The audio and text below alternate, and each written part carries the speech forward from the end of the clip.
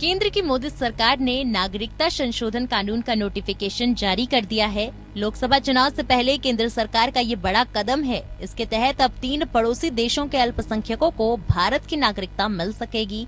आइए समझते हैं कि क्या है सीएए के प्रावधान, क्या है नागरिकता संशोधन कानून।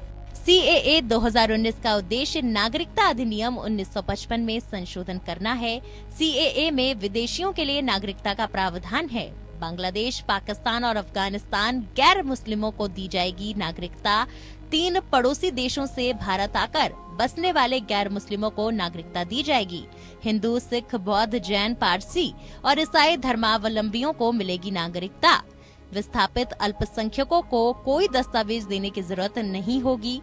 सरकारी जांच पड़ताल के बाद कानून के तहत नागरिकता दी जाएगी। मुस्लिम समुदाय को छोड़कर यानी कि 3 मुस्लिम बहुल्य पड़ोसी मुल्कों से आने वाले बाकी धर्मों के लोगों को नागरिकता देने का प्रावधान है। अल्पसंख्यकों को पोर्टल पर रजिस्ट्रेशन कराना होगा। गृह मंत्रालय दस्तावेज की जांच करेगा और नागरिकता जारी कर देगा। नागरिकता देने का अधिकार पूरी तरह से केंद्र सरकार के पास है। कानून में व्यक्ति किसी भी मजहब का हो कि उसकी नागरिकता छीनने का कोई प्रावधान नहीं है। धार्मिक उत्पीड़न से तंग आकर 31 दिसंबर 2014 से पहले भारत में शरण लेने वालों को अवैध प्रवासी माना गया है। भारत के मुस्लिमों या किसी भी धर्म और समुदाय के लोगों की नागरिकता को इस कानून से कोई खतरा नहीं है।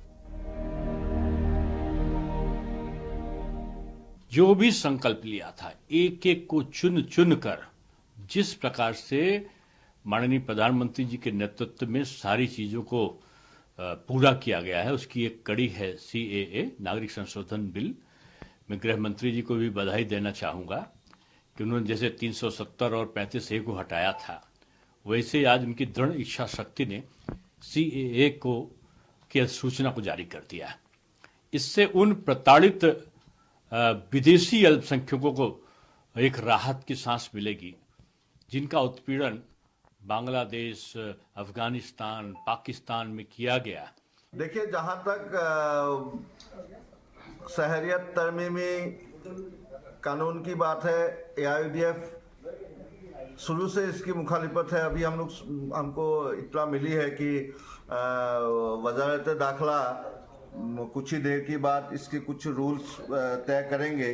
लेकिन जहां तक एआईयूडीएफ का मानना है, ये भारत का, हिंदुस्तान का कॉन्स्टिट्यूशन का विरुद्ध है। ये हिंदुस्तान का जो सेकुलरिज्म है, इसका विरुद्ध है। हम कभी भी जो शहरियत है इसको मजहब से तकसीम करना एआईयूडीएफ कभी नहीं मानती। चुनाव के पहले जिन लोगों को वो वादा किए थे कि हम नागरिकता देंगे और जिसको पहले वो गाली देते थे कि वो इलीगल माइग्रेंट है, बांग्लादेशी घुसपैठिया है, ये आरएसएस कहती थी, अब चुनाव के वक्त उनके वोट लेने के लिए वो कहे कि तुमको हम नागरिकता देंगे, लेकिन ऐसे वो नागरिकता दे नहीं सकते। इसलिए रूल्स बना करके वो चुनाव पार कर लेंगे और एक तरफ कुछ लोगों को कहेंगे हम तुम्हारे नागरिकता को छीन रहे हैं और कुछ लोगों को कहेंगे हम तुम्हें नागरिकता दे रहे हैं।